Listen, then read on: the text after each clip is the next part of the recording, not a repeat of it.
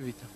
Alors à suivre hein, dans cette manche des garçons peut-être comme Michael Byrne pour l'Australie, dans le même team que Chadrid, et puis Davide Garneri, ça c'est l'Italien qui roule aujourd'hui en 4,50. Il était transparent hier hein, lors des qualifs, lors des essais, pas vraiment à l'aise, sachant que Cairoli a déjà connu un résultat blanc. Les Italiens sont dans une position assez compliquée. Ouais, ils n'ont plus le droit à l'erreur. Là, ça va être compliqué pour eux si Guarneri n'arrive pas à sortir un bon résultat. Alors maintenant, ce qui est intéressant également, Mickaël, on le sait aux Nations, c'est la place derrière la grille. C'est le sélectionneur qui choisit pour l'équipe de France. Donc la 254 temps ou la 450 de Pierre-Alexandre Renet selon toi à l'intérieur? Bah, c'est un peu compliqué. C'est vrai que ça ne doit pas être un choix facile. Je mettrais quand même la 2,5-4 temps à l'intérieur parce qu'il vaut mieux que la 2,5-4 temps parte devant parce que d'ailleurs, voilà, c'est ce qu'ils font parce que pour redoubler, autant on peut être rapide avec une 2,5-4 temps. Par contre, pour remonter, même si on est beaucoup plus rapide qu'un 4,50, pour le doubler, c'est pas évident parce qu'à chaque reprise, on prend 10-15 mètres et donc il faut vraiment faire des freinages de fou pour doubler et c'est toujours compliqué. Alors que là, tous les 2,5 se passent à l'intérieur. L'organisateur qui a beaucoup travaillé hein, sur ce départ, ils l'ont un peu changé, ils l'ont un peu élargi. C'était un peu monotrajectoire, paraît-il, il y a quelques années et ils ont justement travaillé là-dessus. Bah moi, en tout cas, quand je roulais là-bas, le départ n'était pas là, donc pas du tout. D'ailleurs, il y a eu 2 départs différents les années où je roulais aux US. Ryan, buddy, allez sur la grille de départ avec Romain Villopoto. You know, it just all depends on what kind of starts we get and where we're at. You know, we don't want to put anything we don't need to out there, so we'll just stay up on 2 wheels and see what happens. Alors on va essayer de prendre un bon départ, de rester sur les 2 roues bien sûr de la moto et de faire le meilleur résultat possible. On va se retrouver avec Garrett Swanepoel. Garrett Swanepoel qui parle notamment du problème de Grant Langston, hein, son coéquipier, et que l'on retrouvera, on espère, tout à l'heure. How are you feeling? You feeling okay? 13e de la première manche tout à l'heure, Garrett Swanepoel. Cette fois-ci, il va rouler avec Wyatt Davis hein, qui roule en open. Wyatt Davis qui est quand même un client un peu moins sérieux. Allez, on continue un petit tour avec ici l'Italie, Antonio Cairoli.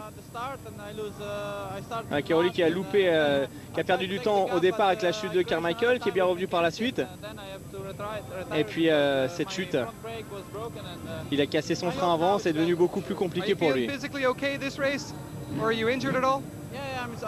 Physiquement, il est bien, pas de problème. Avec l'Australie maintenant, Michael Byrne. Alors, comment ça va se passer dans cette manche pour vous?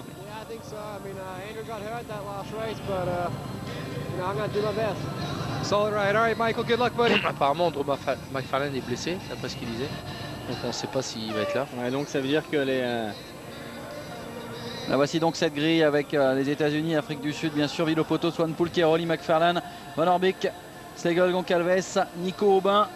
C'est-à-dire que pour l'Australie, ça devient compliqué. Hein. Si McFarlane est blessé, ouais, même s'il roule, il sera pas forcément, enfin, il sera pas à 100%, donc c'est vrai que ça va être compliqué. Ça fait un outsider probablement. D'ailleurs, ils l'ont pas mis à l'intérieur, c'est sûrement un signe, puisque Byrne il est en 4,50, enfin oui. En MX3. MX3, ouais, 4,50. Donc, ouais, les Australiens, même si Chadrid a démontré tout à l'heure un très beau potentiel, c'est compliqué pour eux. Donc à suivre la performance de Pierre-Alexandre Renet, il y a une indication qui est intéressante, c'est qu'hier, Pierre-Alexandre Renet est parti de l'extérieur lors de sa manche de qualif, car les Français avaient tiré la 27e place pour les qualifs. Il est parti de l'extérieur et il a viré dans le top 5. Et puis comme à l'intérieur, il n'y a que des 2,5-4 temps.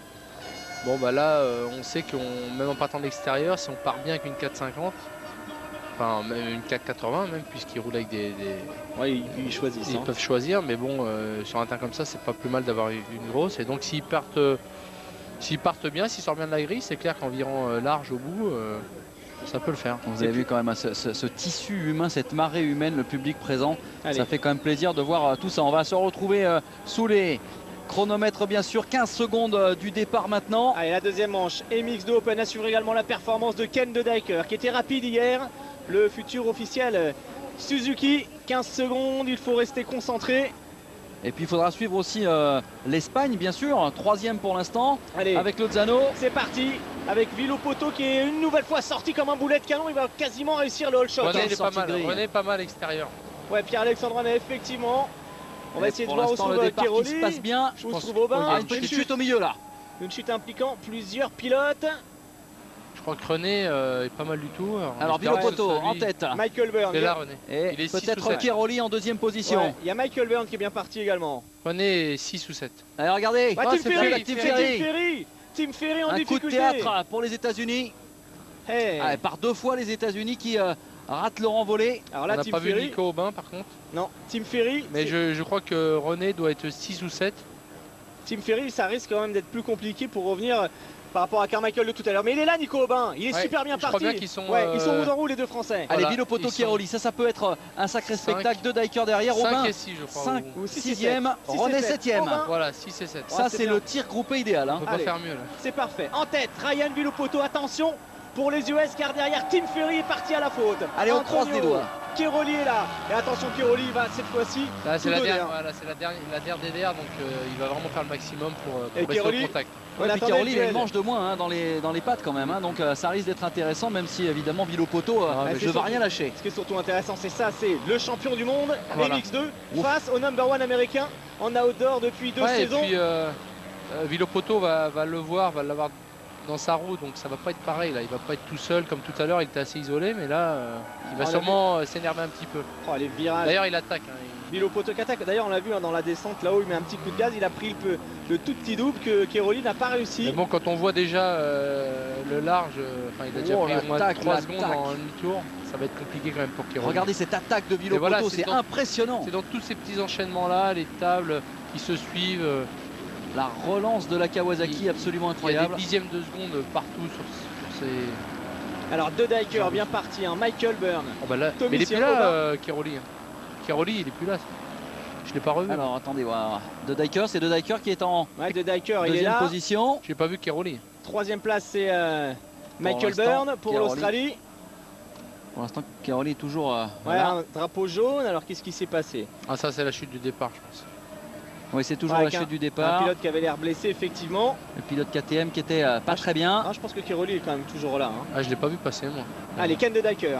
Allez, le grand Ken de Diker avec son pilotage de bûcheron qui nous a vraiment donné du plaisir cette saison, impressionnant sur sa 450. Derrière, c'est Michael Byrne. Et les Français, toujours pas mal, on l'espère. Et Faut, pour l'instant, toujours 6e et 7e. Encore un très bon départ de Tommy Sierra hein, qui est dans le top 5, le pilote anglais.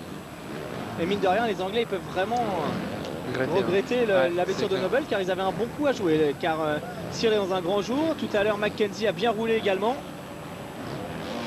Allez, l'attaque de Ken de Diker. On va pouvoir être en mesure de vous donner des temps dans quelques instants. Villopoto pour l'instant Ah ouais, toujours en Keroli, tête. Keroli est bien deux, ouais, une seconde. Ouais, une seconde déjà d'écart. C'est pas grand chose. Allez, Ce qui est intéressant, c'est de regarder où se trouve Garneri, le deuxième italien. Et Guarneri, pour il est l'instant, loin, il est au loin. 21e. Il est 21e. Tim Ferry, dernier, 37e. Non, le Black Ouais, et là, Keroli. Keroli, effectivement, il a commis une petite Ouais, là il erreur. fait un peu n'importe quoi. Keroli, il est vraiment précipité.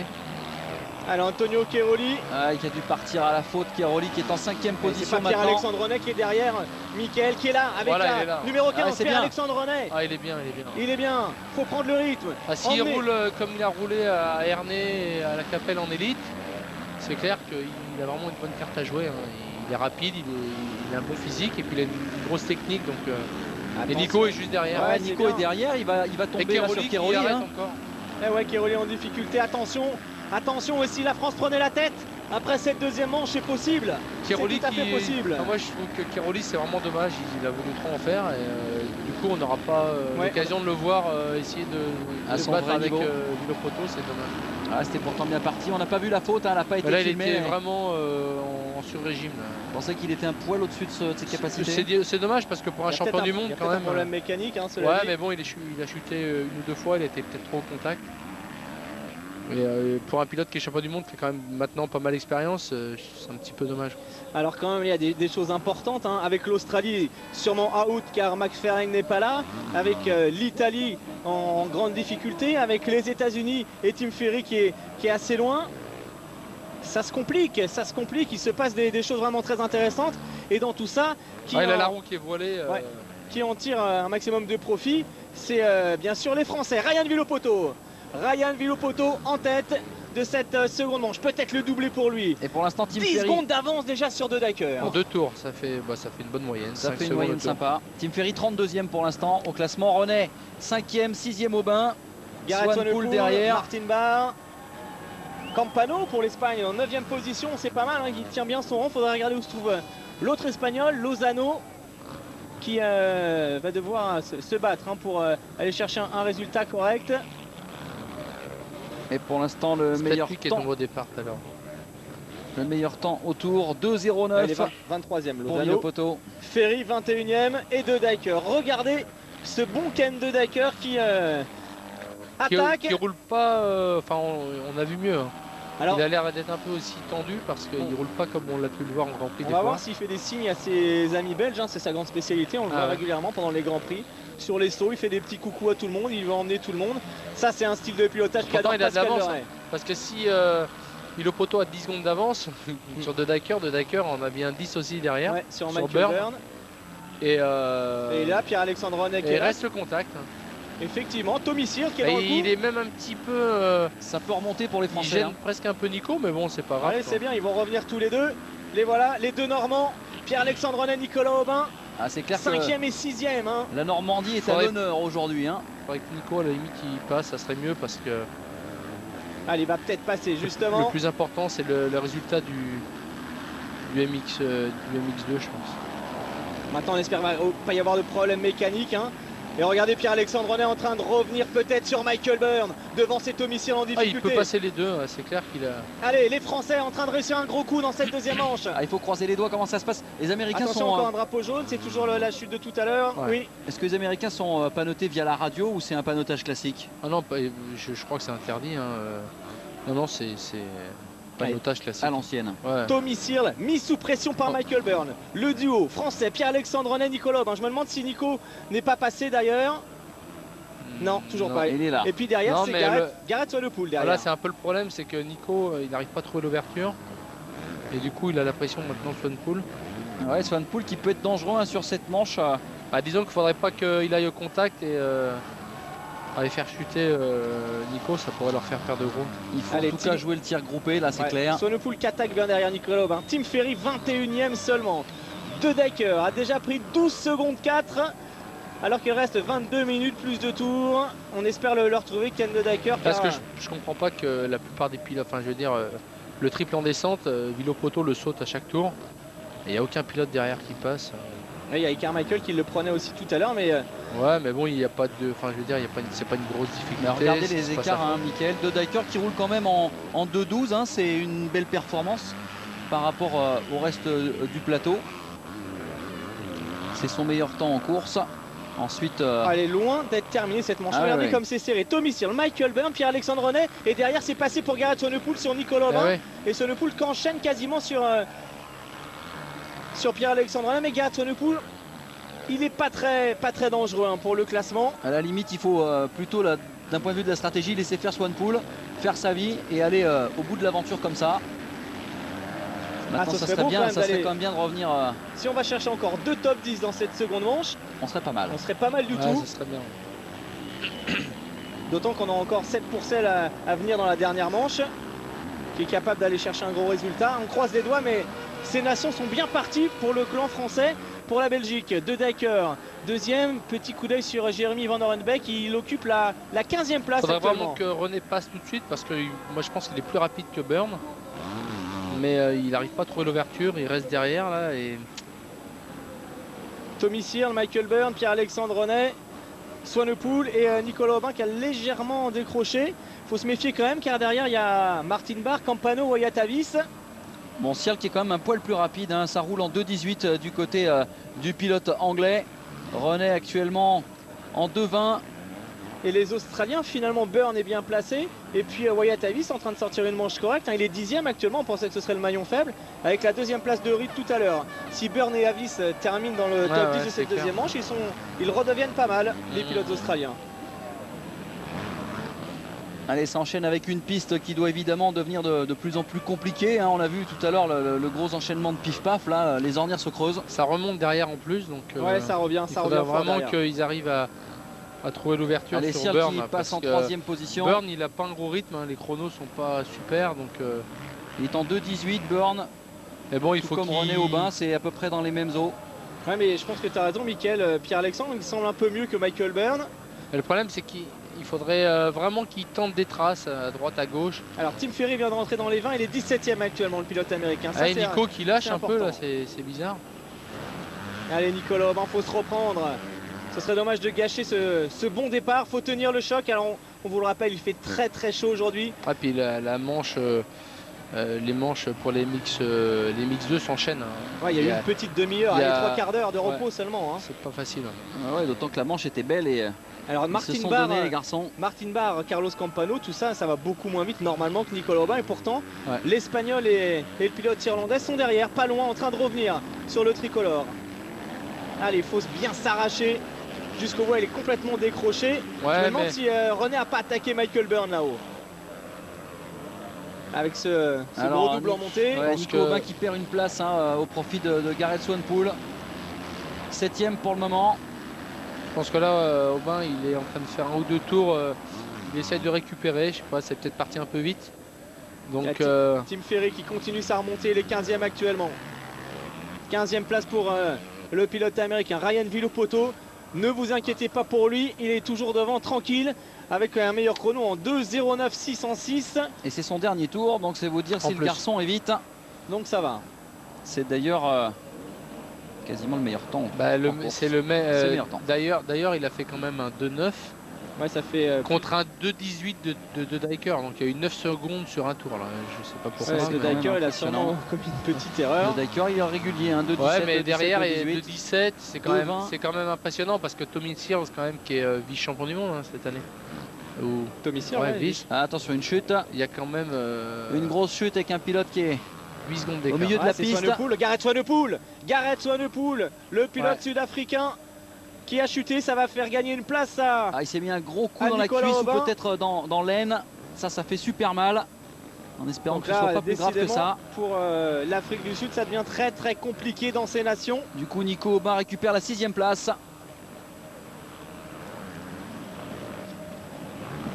Et ça revient très fort de l'arrière.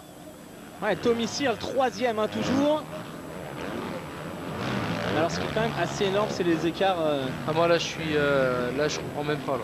Parce que Searle 2:17, Aubin 2:20, donc c'est quand même les gros animateurs du mondial. Et dans le même tour, Villopoto qui fait 2:9, même s'il connaît mieux la piste. On est. Peut-être qu'il la connaît encore mieux qu'il y a des. Ouais. Ou alors il a 8 secondes entre lui et Searle et 11 avec Aubin. Là je comprends pas trop. Mais il a trouvé une coupe sur le circuit. Non, parce qu'on l'a vu, mais je crois que ça va surtout très vite. Il n'y a vraiment aucun temps mort. Et enfin, voilà, après je sais pas. Il est carrément dans un bon jour, ça c'est clair. Ouais, il est quand même tenir la dragée haute à la catégorie Open. Ouais, Tim Ferry revient. MX1 ou MX2. Tim Ferry qui ne lâche rien quand même, c'est à signaler. L'Américain, il revient en contact quand même sur la Kawasaki officielle. Alors Tim Ferry, il a quand même une histoire assez incroyable. Il était depuis 2-3 ans, on le voyait plus du tout. Il a signé chez Kawasaki alors qu'il sortait de plusieurs saisons transparentes chez Honda Triple X. Et cette année, il nous sort quand même une saison exceptionnelle, 3e du championnat de Supercross. En bagarre jusqu'à la dernière course pour le titre en outdoor. Il termine 4e du championnat. C'est quand même une belle performance. Il a beaucoup d'expérience. Moi je roulais avec lui d'ailleurs quand je suis à ma première année aux États-Unis. C'était mon adversaire principal pour le titre. Donc ça fait, c'est en 95, donc ça fait 12 saisons. Mais Tim Ferry a connu au moins 3 ou 4 saisons où il a quasiment pas roulé. Donc voilà, il a retrouvé une deuxième jeunesse et c'est vrai qu'il fait une super saison. Allez, voilà 15 minutes de l'arrivée. Ryan Villopoto qui se balade devant avec la 2,5 Kawasaki Pro Circuit. 26 secondes d'avance. Allez, 32 maintenant même. 11 minutes de course. Avec un pilote en difficulté. C'est Davide Garneri, donc les Italiens définitivement en difficulté. René Aubin, 5e et 6e. 5e et 6e, toujours l'équipe de France roue dans roue. Ouais, pas très loin. Attention à Campano qui fait quand même une manche solide. Ouais, c'est étonnant. Les Espagnols risquent de surprendre. Étonnant, ouais, parce que les Espagnols quand même étaient 3e du classement. Ouais, Lozano est seulement. Lozano, il est quand même beaucoup 24e. Plus loin, 24e. Donc Ferry 10e dans le top 10. À quelques encablures d'égards les Hawks. Clairement les Américains sont difficiles à battre. Mais... Non mais la différence aussi c'est Villopoto, il balaye la piste, je veux dire, il va de droite à gauche, il est vraiment, il a des lignes. Alors que les pilotes derrière, très peu de pilotes vont chercher les trajectoires, ils passent tous au milieu et ils subissent vraiment la piste. Villopoto, on voit, hein, il joue avec les éléments. Il va à droite, à gauche, il cherche les trajectoires, il cherche à s'économiser. Le deuxième homme, subit pas le terrain. Deuxième homme de cette manche, c'est Ken de Dyker. Ce qui est étonnant, c'est que vous avez cette analyse évidemment pour l'avoir vécu pendant de nombreuses années. Quand on est quand même au top niveau, comme un garçon comme de Dyker ou autre. De Dyker d'ailleurs a les mêmes traces que lui. Ouais. Ceci dit, de Dyker, il peut être assez étonnant. De Dyker, justement, c'est quand même un pilote en Grand Prix. On est souvent impressionné par. Bon, il a un pilotage quand même. Un peu russe, brutal, typique, quoi. Je veux dire, il n'y en a pas beaucoup qui pilotent comme lui, mais en attendant, il a des traces de fou et techniquement, il est super fort. Parce qu'il est capable de passer de. C'est son style de pilotage qui est assez spécial car il a un gabarit hors norme, mais au niveau de la technique. C'est clair que techniquement, il fait des trucs vraiment impressionnants. Souvent dans les petits enchaînements rythmés, on le voit bien amortir, gagner du temps. Et là, justement, il s'économise parce qu'on le voit, il force pas, il roule. On a vu il est debout tranquille et il arrive à s'économiser en allant chercher des traces pour l'instant que seul Villopoto a fait. On a vu sur le panotage, là, on lui disait vas-y respire, il vient de faire un 2.16 hein, donc il est en train de descendre les temps de Dyker. On l'a vu régulièrement cette année en Grand Prix faire ce genre de performance, améliorer, il monte en puissance lui aussi. Alors toujours pas de liaison avec les pits malheureusement pour la Belgique, car on sait que vous êtes nombreux hein, à nous regarder du côté de la Belgique. Jeremy Van Orenbeek lui occupe la 14e place actuellement et fait une manche correcte. C'est pas mal. Ce tout jeune pilote, première participation forcément pour lui au Motocross des Nations, sélectionné par Joël Smets. Il est en train de réussir une manche correcte et les Belges dans cette manche redressent un petit peu la barre, hein, Michael.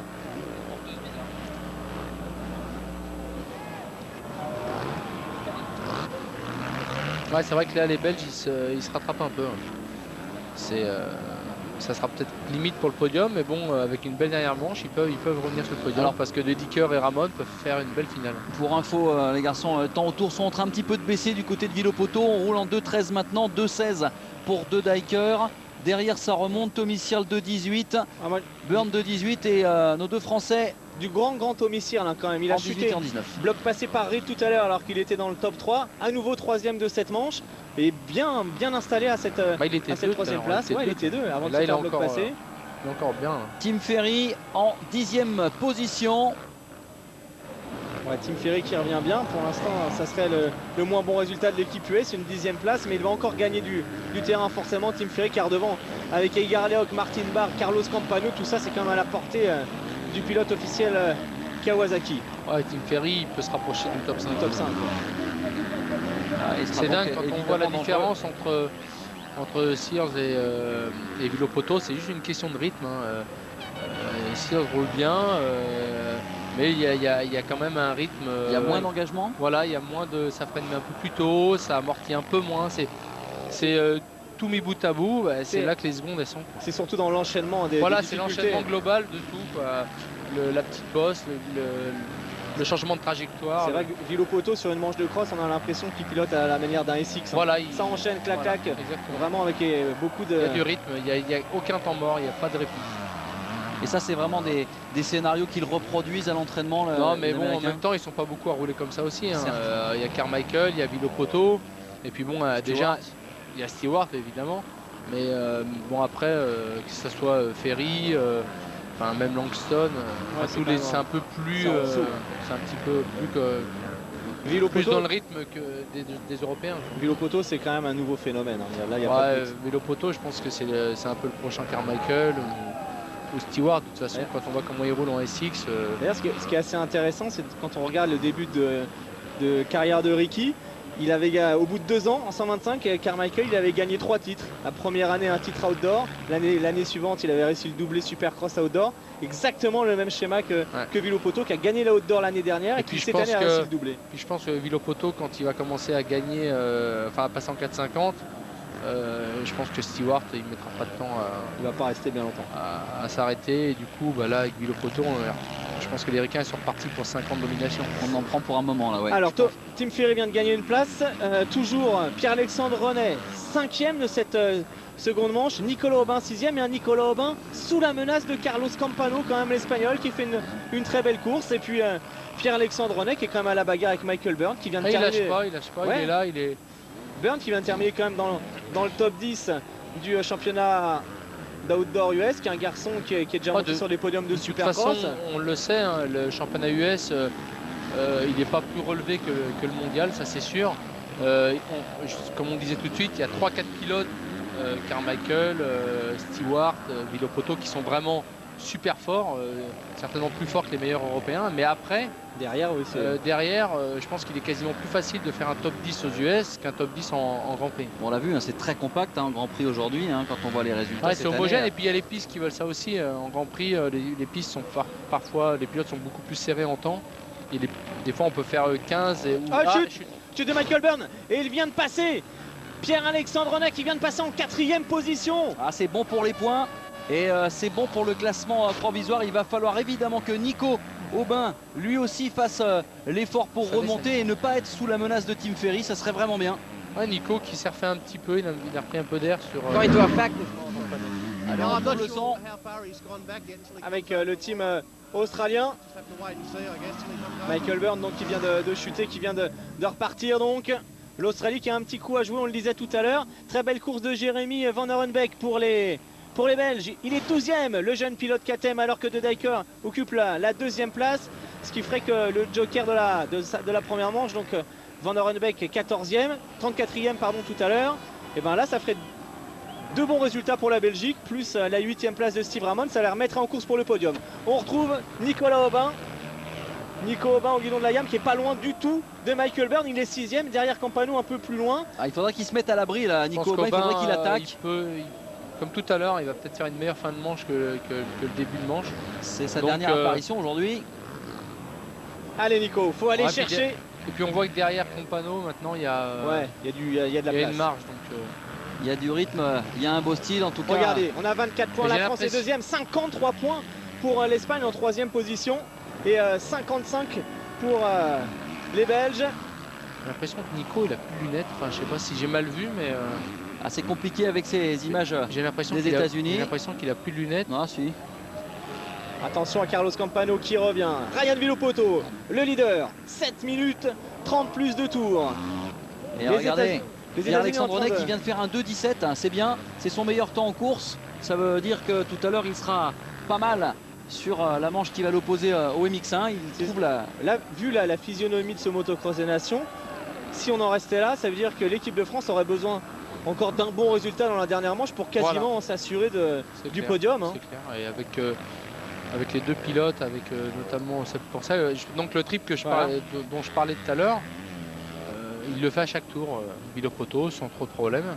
Et je suis étonné de voir que des pilotes avec des 4,50 ne sautent pas. Et là, c'est des secondes en paquet sur une... Il y a pas mal de secondes parce que ça te mène directement sur le freinage. Ouais, et puis tu restes à fond et tu te fatigues moins. Donc en fait, ce petit aspect technique là, déjà, t'économise sur la fin de course. Une seconde et demie.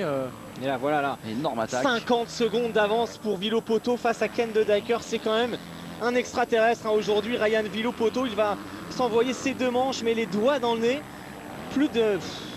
C'est vraiment quand même énorme, hein, sa performance là. Ouais, mais pourtant à le voir rouler, on a...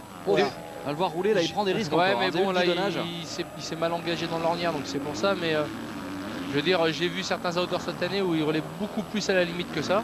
Là, il fait pas trop d'erreurs pourtant. Et... J'aime bien votre façon d'analyser le truc, Mickaël, parce que là, n'importe qui c'était panique à bord, mais lui c'est pas... Non, mais il a pas coupé, c'est là que c'est ce qu'il faut pas faire justement. Ferry 8e, qui a 6 secondes seulement de Nicolas Aubin. Il reste 5 minutes, 6 minutes secondes et 2 de tours. Michael Burn, il va sûrement revenir gagner quelques places. Ah, Nico qui est passé, non? C'est De Decker. On sait que Pascal Leray nous regarde aujourd'hui, c'est un grand fan de Ken De Decker. Ils seront plus ou moins coéquipiers l'année prochaine et ça va lui faire plaisir la course de Ken De Decker. Je sais que Pascal a envie de s'inspirer un petit peu du pilotage de Ken, il observe, c'est sûr. Allez Nico Aubin, en attendant, voilà, dans la descente, le seul qui revient sur les bords, c'est De Decker, il s'économise. Il fait du très beau travail, Ken De Decker. Il roule bien, il roule propre. Et 2,18, 2,19, 2,18, il est très régulier depuis le départ. C'est très bien pour les Belges car encore une place de gagner pour Van Orenbeek, 11e actuellement. Et la Belgique qui se replace, on l'a dit, pour le podium final, d'autant qu'en dernière manche, on retrouvera De Decker avec à ses côtés Steve Ramon. Donc ça fait une bonne opportunité. On a aperçu Tim Ferry pour les États-Unis en train de travailler. Il ne s'est pas désuni Après sa chute du premier virage, il était quasiment dernier. Le voilà 8e, Tim Ferry. Ah, il bosse Tim Ferry avec la Kawasaki officielle. 4 minutes 50 encore, plus de tours. Et lui aussi il va chercher les bords. Hein. Ouais, voilà, il cherche les trajectoires. Ouais. Lui, c'est un battant, je le connais, lui, je le connais bien, ça a été un teammate. Et il lâche rien, il en veut, c'est vraiment.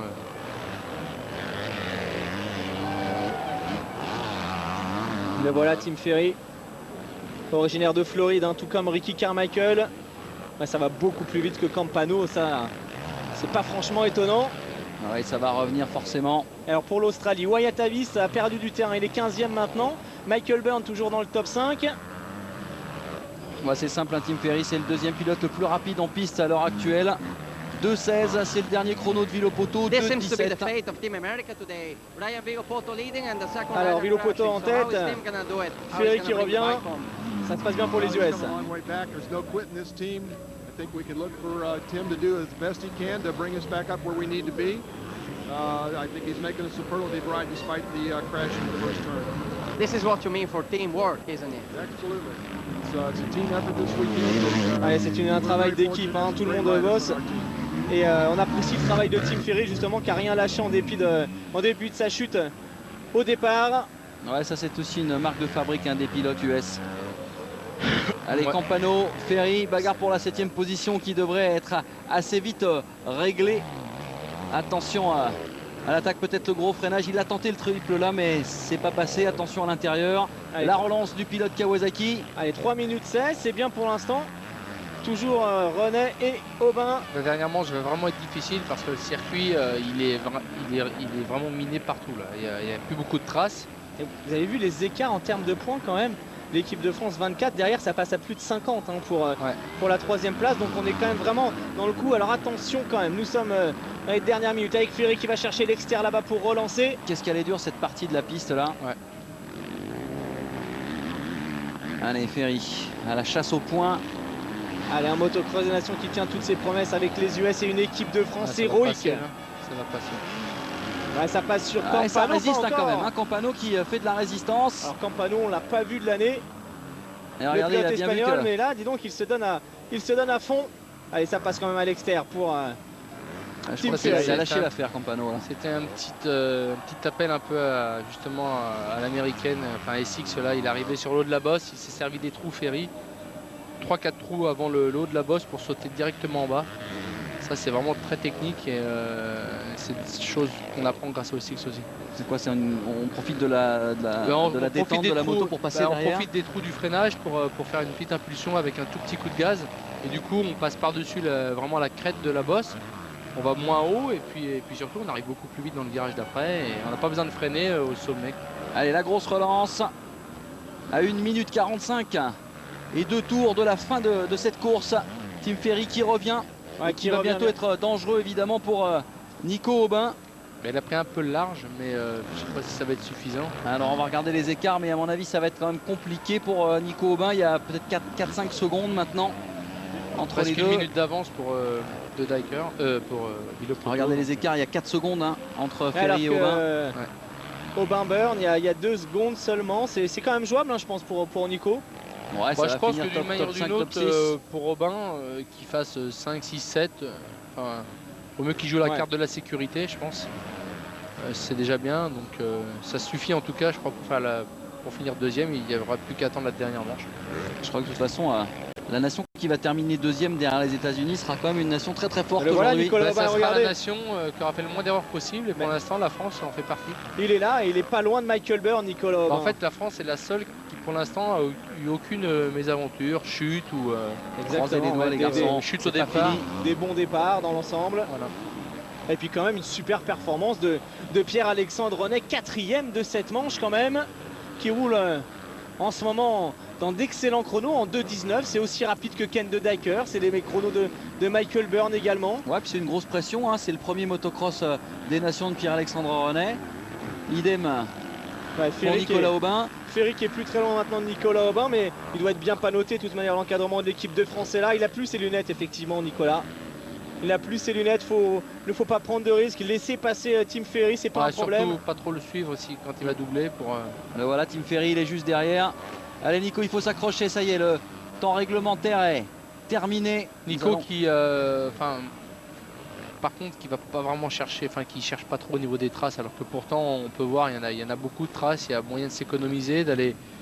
Mais bon, il subit un peu le terrain. Ah, il subit, mais il se rapproche de Byrne aussi. Hein, c'est vrai il est quand même pas loin de Michael Byrne. Hein, regardez, il faudrait pas être gêné par l'attardé là, mais il fait quand même une fin de manche correcte. Voici le team américain qui va encourager Tim Ferry sur les dernières minutes de course.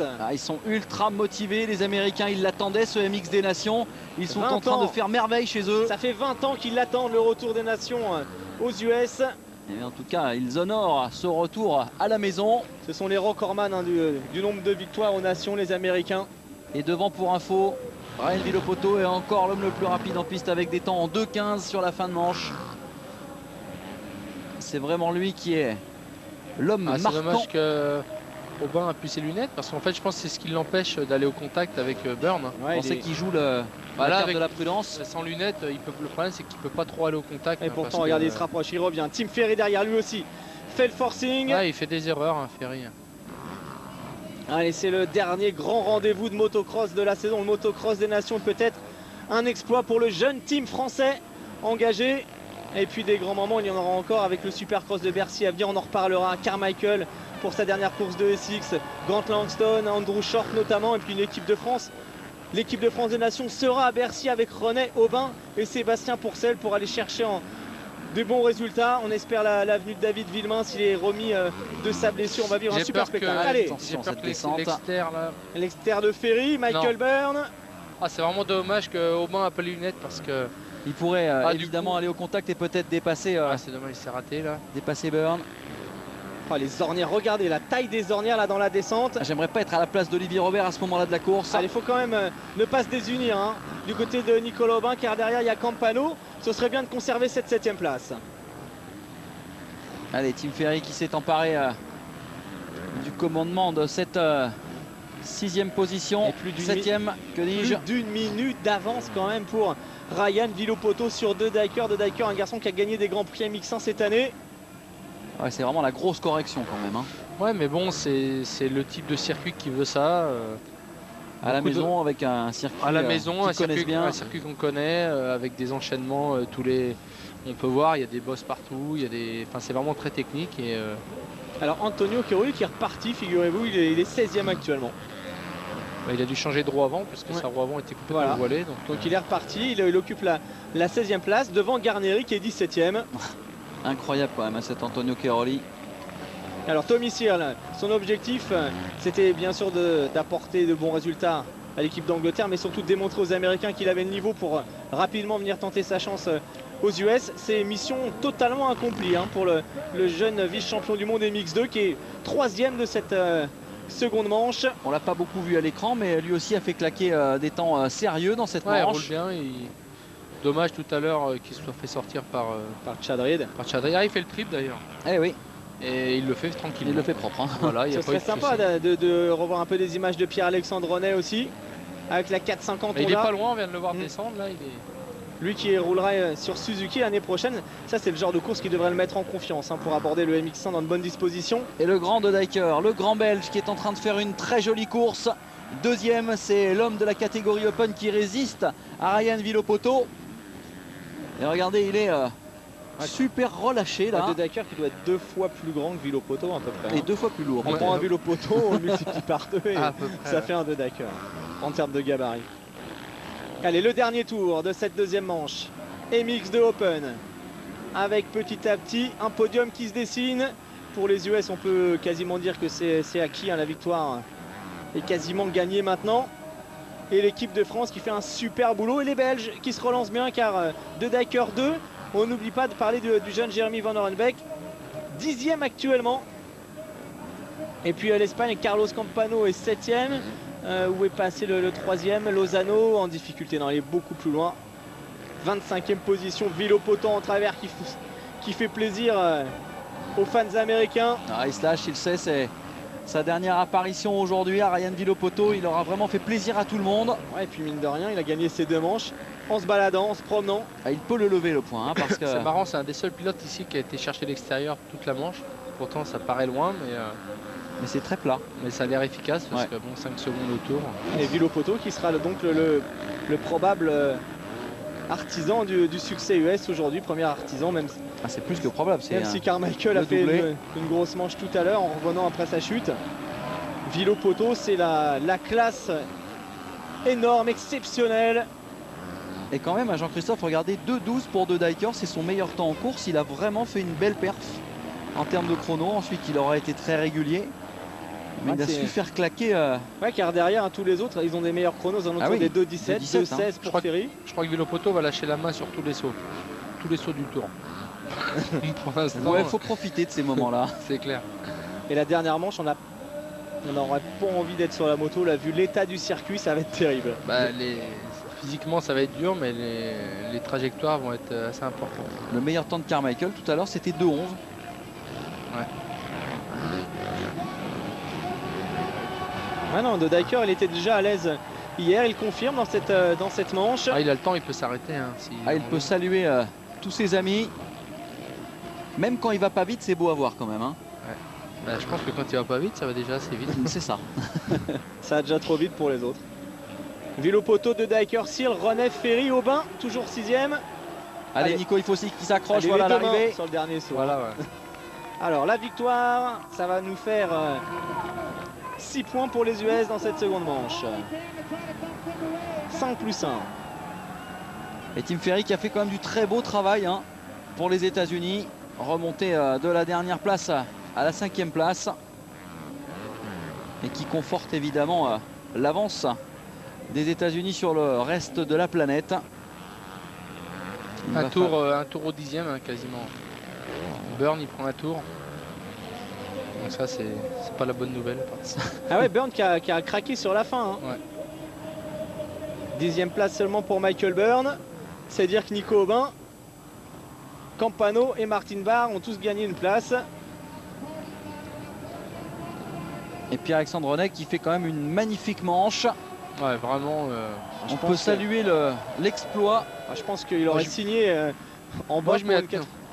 Au vu de ses chronos et de sa fin de saison, je pense que surtout comme les nations, c'est pas toujours c'est une épreuve où il n'y a pas forcément tous les meilleurs, comme ça peut être des fois le cas en mondial ou en championnat US, puisque c'est les 3 meilleurs de chaque pays. Donc, mais bon, il a vraiment bien roulé, propre, pas d'erreur. Il est passé 4e Ferry dans le dernier tour. Alors on espère que... Il a bien fait 5, on espère. Pas de chute. On attend. Et encore 2,5, 4 temps quand même dans les 3 premiers. René 5e, c'est parfait. Et la 6e Ferry, place. quand même, une belle course, remontée, une démonstration quand même. Ouais. Allez, on attend Nico Aubin pour la 6e, c'est parfait. 5e et 6e. Ils peuvent l'agiter, la bannière étoilée, ils ont fait le boulot, les Yankees, c'est clair. Alors pour l'instant, le moins bon résultat de l'équipe de France, c'est la 10e place de Nicolas Aubin dans la première manche quand même. Donc c'est avec René et Sébastien Pourcel au départ tout à l'heure. Campano qui apporte aussi des points intéressants pour l'Espagne. Ensuite, le deuxième espagnol termine assez loin à vérifier. Ouais, 20.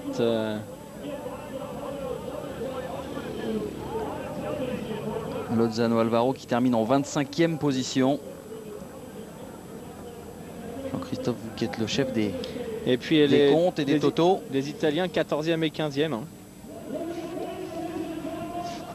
Ouais, Cheroli qui est revenu en 14e position. Donc c'est la Belgique, la France et la Belgique qui devraient... Ils sont sur le podium pour l'instant. Voilà. Moi ça me paraît très logique en fait que États-Unis, France, Belgique. C'est le reflet de... c'est un petit peu... L'Italie aurait pu être là évidemment. L'Italie, ouais, mais l'Italie ils n'ont pas forcément beaucoup de pilotes. Il y a Philippe Hers et évidemment Cheroli, mais bon ensuite... alors que la France a quand même beaucoup de bons pilotes, la Belgique aussi. Et... Beau tir groupé en tout cas des pilotes français qui ont su préserver cette 5e et cette 6e place jusqu'au bout. Cheroli est 14 et 15e, les Italiens. Cheroli qui est reparti pour le Canada. Colton Faciotti 12e. Et puis 10e place pour Van Orebeck, le jeune pilote. C'est pas mal quand même pour les Belges. Un top 10 pour ce jeune garçon. Je connaissais pas moi avant cette course. C'est un jeune garçon qui est licencié dans un motoclub français, un motoclub Picard, et qui a réussi une très belle fin de championnat en MX2, rentrant régulièrement dans le Les deux dernières top manches 10. étaient bien. Hein. D'accord. Deux dernières manches étaient bien. Il a su se battre à bon niveau. C'est vrai que Joel Smets aurait pu également prendre un garçon comme Bruggelmans dans son équipe. Il a préféré prendre la jeunesse de Jeremy Van Der Beek. Et pour l'instant ça marche, donc la Belgique, on va attendre le classement provisoire, mais qui doit être 3e donc, de ce motocross des nations. Ouais, ce qui prouve qu'il y a un renouvellement des cadres, pas exclusivement en France, hein, mais aussi dans pas mal de pays d'Europe. On voit ces jeunes qui émergent à l'image de Tommy Searle, de Van Orenbeek. Alors on va assister à une... Alors, on retrouve peut-être Vilo Poto. Yeah, you know, just got 2 good starts today. Bah, j'ai pris 2 super départs. You know, Crowley beat me last year, and I was wanting to come back and see what I had for him. And L'année you dernière, know, with the good j'étais starts I un had, peu bien just put me parti. up Je m'étais front battu and, pour you revenir. know, out of trouble. And just gonna see what happens this next moto, and hopefully we can get that away out of the way. On va voir comment ça va se passer dans la dernière manche. C'est vrai que Tim a eu un petit souci tout à l'heure, il est bien revenu. You know, Factor Kawasaki, you know, our whole clan over there, US, it's Vraiment l'ensemble de l'équipe, le team Kawasaki fait du bon travail, on a des super machines. Et puis il y a énormément de fans aujourd'hui qui nous soutiennent.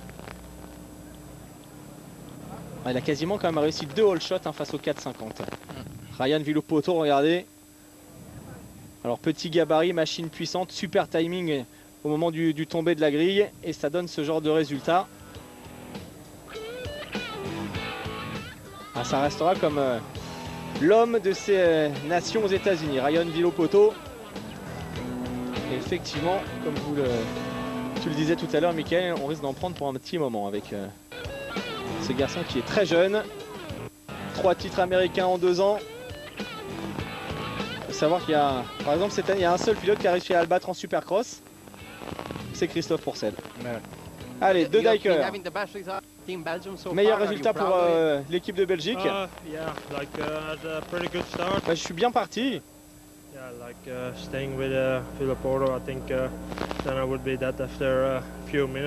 J'ai essayé de rester un peu sur le terrain de Villopoto, mais c'était compliqué. J'ai chuté assez violemment hier, j'ai mal au bras, mais malgré tout je m'en suis bien sorti. J'espère obtenir un bon résultat tout à l'heure pour ma 2e manche. Il a l'air vraiment épuisé, hein, Ken de Dyker là. C'est vrai que... On s'excuse pour les petits problèmes d'image, malheureusement. C'est assez étonnant comme il subit parfois la moto, il reste bien assis dedans, il encaisse beaucoup de chocs avec son dos. C'est vrai qu'il roule beaucoup assis. C'est vrai que ça doit fatiguer quand même à terme. Hein. Les cuisses. Là ça va, la terre est souple, mais c'est vrai que quand tu étais assis, tu es obligé de tenir la moto avec les bras et tu la contrôles moins bien avec les jambes. Donc c'est pas mal en apnée aussi, non tu disons que le fait de moins travailler sur les jambes, il faut vraiment forcer au niveau du haut du corps. Dans lui, des jambes, il en a. Alors Tommy, après la chute en première manche, vous avez réussi une super course. Effectivement, tout le monde, toute cette manche s'est vraiment bien passée. La première aussi, mais Chad est revenu sur moi, il m'a bloqué passé. J'ai perdu le rythme dans la première manche en commettant une autre petite erreur. Et là, j'ai été vraiment bien. Tout de suite, j'ai mis de l'agressivité dès les premiers virages. Belle entrée en matière, en tout cas, de l'autre côté de l'Atlantique pour ce jeune Tommy Searle qui va certainement exciter les bookmakers locaux. Ça suffit parfois pour déclencher une carrière aux États-Unis. Non, mais je pense que s'il a la volonté d'y aller, il n'a pas besoin de ça maintenant. Parce que de toute façon, maintenant, les Américains ont pris conscience du niveau européen, depuis longtemps déjà, du niveau des Grands Prix. Et si à un moment donné, il avait la volonté d'y aller, il aurait forcément un guidon là-bas. De toute manière, à partir du moment que tu es vice-champion du monde dans les meilleurs mondiaux, les Américains savent que tu seras bien devant, je veux dire, même aux États-Unis. On a pu le voir avec Ben Tonley, par exemple, cette année. Avec Tonley, avec Langston, avenue Carmichael, avec Villemain, avec Villemain, avec Pichon à une époque, avec Concada et puis Tortelli. Voilà. Mais avec Chad Reed aussi qui était vice-champion du monde derrière moi quand il est parti là-bas et puis finalement qui aujourd'hui. Des belles bagarres en 2 ans de temps. Mais bon, c'est vrai que pour Searle, s'il veut y aller, c'est bien de se montrer. Et puis surtout, ce qui est important, c'est de montrer l'envie, cette envie Parce que si c'est pas le tout de dire j'ai envie d'y aller, il faut le montrer aux gens parce que les Américains aiment bien ça. Et regardez l'Espagne hein, qui est quand même toujours 3e devant la Belgique pour l'instant au C'est classement étonnant parce que provisoire. l'Espagne, ils ont pourtant pas une grosse équipe. Non, mais finalement, ils sont réguliers, ils sont là. ouais, mais Espagne, on va retrouver Campano et Lozano. ouais, mais Campano, il fait que 2 belles manches, 14e et 7e. Là, avec la 5e place de Barragan, en retirant le moins bon résultat, c'est pas mal du tout. Barragan Lozano dans la prochaine manche, ça peut être effectivement intéressant aussi hein, pour les Espagnols. Ouais, une dernière manche dans laquelle on va retrouver Carmichael, Ferry, Ramon de Dyker, Philippe Hertz notamment, Pourcel, René, Mackenzie, Langston s'il est apte à rouler. C'est une grosse manche. C'est une grosse manche. Allez, on revoit peut-être les meilleurs moments on aimerait bien les revoir. Il y a pas mal de petits soucis d'image avec Villopoto tout de suite en tête. Derrière l'excellent départ des deux Français. De Dyker également vite dans le rythme. Et puis Keroli qui en a peut-être un peu trop fait alors qu'il était bien parti. Ouais, c'est vrai qu'il avait il s'est auto-éliminé en 2 tours. C'est dommage. C'est vraiment dommage parce que là il commençait à avoir de la vitesse. Il a vraiment je pense voulu trop suivre l'Américain. Il a dû voiler sa roulage, je pense. Ah, c'est pas impossible. Peut-être qu'il a rechuté après, on n'a pas vu l'erreur. Le voilà, on le voit au ralenti là. Autant ça a été l'homme des nations hein, l'année dernière, Keroli. Autant cette fois-ci, eh bien, il faudra remettre le couvert la saison prochaine. Alors la saison prochaine, les nations auront lieu